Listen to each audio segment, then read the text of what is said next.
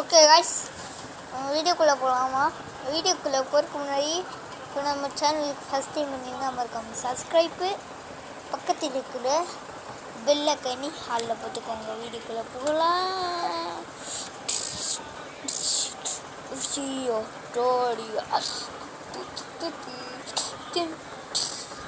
Okay guys, நம்ம வீடியோக்குள்ளே வந்தாச்சு.